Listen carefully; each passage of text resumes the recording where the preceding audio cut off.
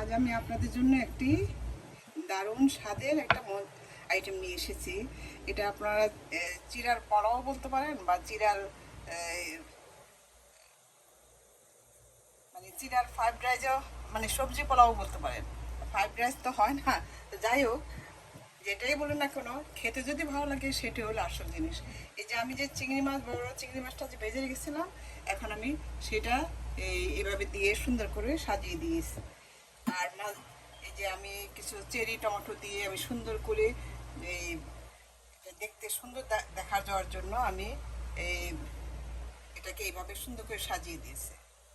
এই যে দেখুন, আমি এরকম টুথপিকের মধ্যে আমি চেরি টমেটোটা লাগিয়ে তারপর সুন্দর করে এইভাবে এটা সাজিয়ে দিয়েছি।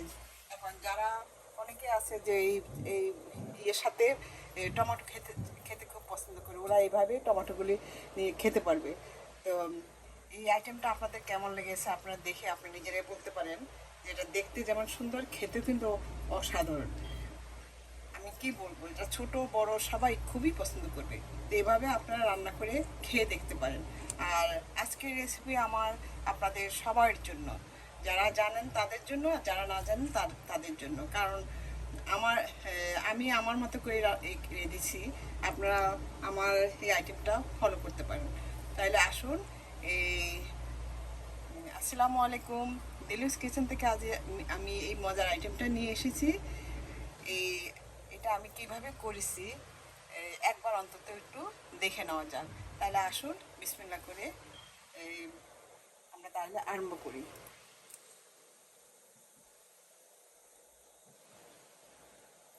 আসুন তাহলে আরম্ভ করা যাক।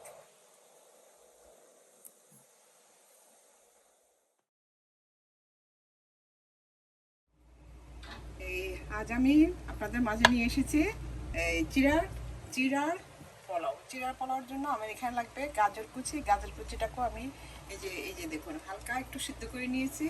আর এখানে হালাপিনা একটা মরিচটা কেটে নিয়েছি, আর পেঁয়াজ কুচি, আর এখানে এই যে কারি পাতা, এই 4-5টা কারি পাতা, আর নিয়েছি এখানে এই কর্ন। তো আমার ঘরে অবশ্য মটরশুঁটি নেই, মটরশুঁটি থাকলে মটরশুঁটি দিবেন, তার কর্ন দিলেও কোনো সমস্যা নেই। আর এই যে এখানে আমি নিয়েছি লাল চিড়া। আমার ঘরে লাল চিড়াটা ছিল, সেটাই আমি নিয়েছি। এটাকে আমি ভালোভাবে পরিষ্কার করে ধুয়ে তারপর এই চালনিতে আমি ছেঁকে রেখেছি। আর তখন আমি কিছু লবণ দিয়ে আমি এটাকে মেখে রেখেছিলাম। এই যে দেখুন আমার এটা কতটা ঝরঝর হয়ে গেছে এটা। আর লাগবে আমার আলুটাকেও আমি কুচি করে কেটে নিয়েছি, আর ডিম, 2টা ডিম। আসুন তাহলে রান্নাটা আরম্ভ করা যাক। আমি একটা ফ্রাই প্যান বসিয়ে দিয়েছি। এখন আমি বাটার দিয়ে রান্না করব। এই যে এই বাটার দিয়ে রান্না করব। আপনারা চাইলে সয়াবিন দিয়েও করতে পারেন।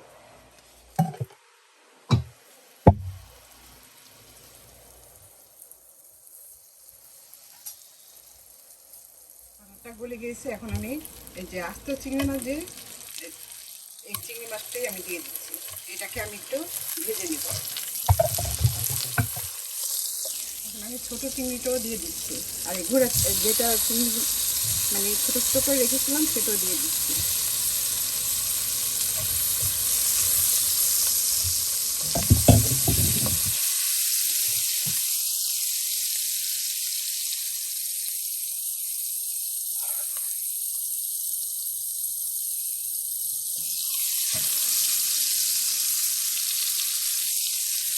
আমার এই বড় চিংড়িটা একটু ভেজে তারপর আমি এটাকে একটা বাটিতে তুলে নেব।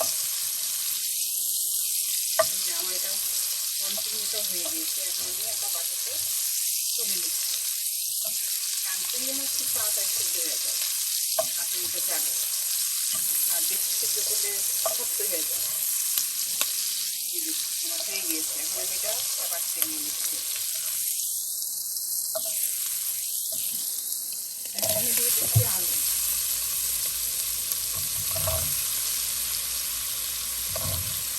আপনার চাইলে আরও বিভিন্ন ধরনের সবজি মিশাতে পারেন। আমার ঘরে যা ছিল আমি তাই দিয়ে করছি। ফুলকপি, বাঁধাকপি সেগুলো দিতে পারেন, বরবটি, তারপর যে পেঁয়াজকুলি,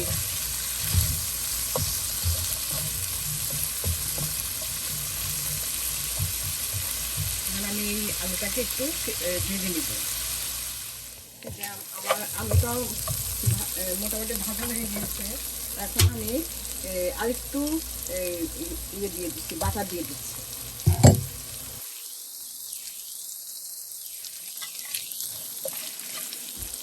দিয়ে দিব যে গাজর কুচি আর পেঁয়াজ কুচি। আমি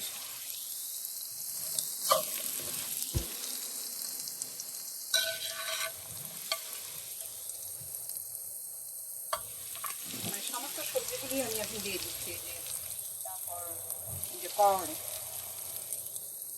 আর কর্ন যদি আপনারা বাদ দিতে চান কোনো সমস্যা নেই।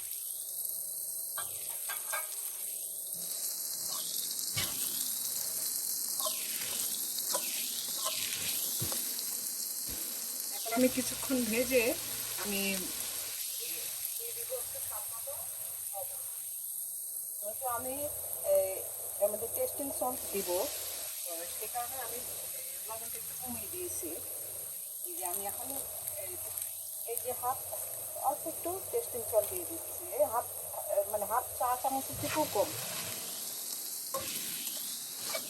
এটা যদি আপনারা দিতে না চান এটাও স্কিপ করতে পারেন। মাঝে মাঝে খেলে কিন্তু খারাপ, অতটা ক্ষতি করবে না, কারণ এই টেস্টিং সল্ট দিলে পর এই যে এই পোলাওটা খেতে খুবই ভালো লাগে, সেই জন্য দেওয়া। আমি দিয়ে দিচ্ছি দুটো ডিম। আমি এটাকে ডিম দুটোকে ভেঙে দিচ্ছি। আপনারা চাইলে সিদ্ধ করে তারপর ঝুরি করে দিতে পারেন।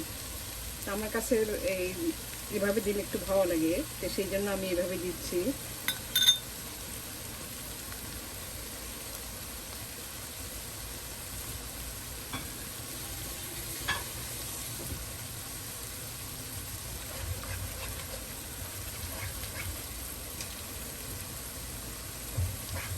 এখন দিয়ে দিচ্ছি আমি চিরা। আমি আস্তে আস্তে অল্প অল্প করে দিয়ে দিব, যাতে সবগুলি একসাথে সুন্দর মতো মিশে যায়।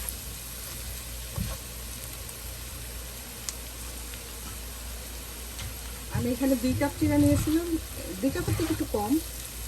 তো আপনারা আপনাদের পরিমাণ মতো দিতে পারেন, যে যতটুকু খাবেন ততটুকু পরিমাণ করে আপনারা সব কিছু দিবেন।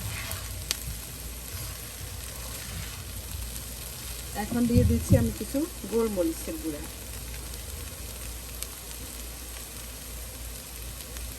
কারণ গোলমরিচের গুঁড়াটা দিলে খেতে খুবই ভালো লাগবে। দিয়ে দিব সামান্য একটু চিনি, এই যে সামান্য একটু চিনি।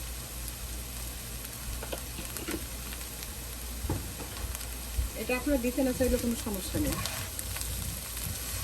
আর এখন আমি দিয়ে দিচ্ছি এই যে কারি পাতা, এই যে 4-5টা কারি পাতা আমি দিয়ে দিচ্ছি। সেটাও যদি না থাকে না দিলে কোনো সমস্যা নেই, কারণ দিলে এই কারি পাতা একটা সুন্দর একটা ফ্লেভার আসছে। এই ফ্লেভারটা আমার খুবই ভালো লাগে। তো আপনাদের এটা তো আসলে সব জায়গায় সবখানে অ্যাভেলেবেল না, তো এটা আপনারা স্কিপ করতে পারেন। আর যাদের কারি পাতাটা যাদের কাছে আছে, হ্যাঁ, ওরা এটা দিতে পারেন, তাহলে খেতে অনেক ভালো লাগবে। আর কারি পাতাটা এই যে এই কারি পাতাটা এরকম দেখতে।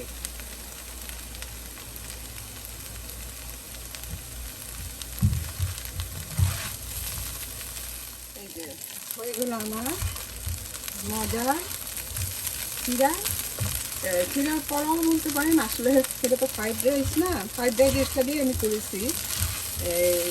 তো যাই হোক, যেটাই বলুন যে খেতে ভালো লাগলেই হয়।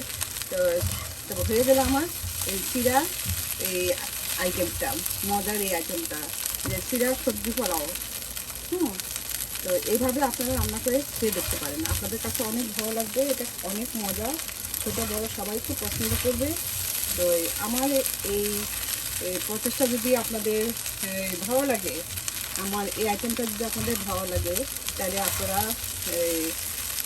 লাইক শেয়ার কমেন্ট করে আমার পাশে থাকবেন।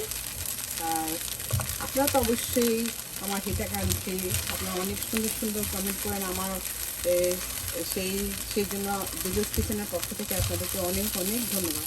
তো এভাবে আমাকে সুন্দর সুন্দর কমেন্ট করে উৎসাহিত করবেন। এরকম নতুন নতুন কিছু রেসিপি নিয়ে আসা পর্যন্ত আপনারা সবাই ভালো থাকবেন, সুস্থ থাকবেন। আর আমার জন্য বেশি বেশি দোয়া করবেন। তা আল্লাহ হাফেজ, বাই।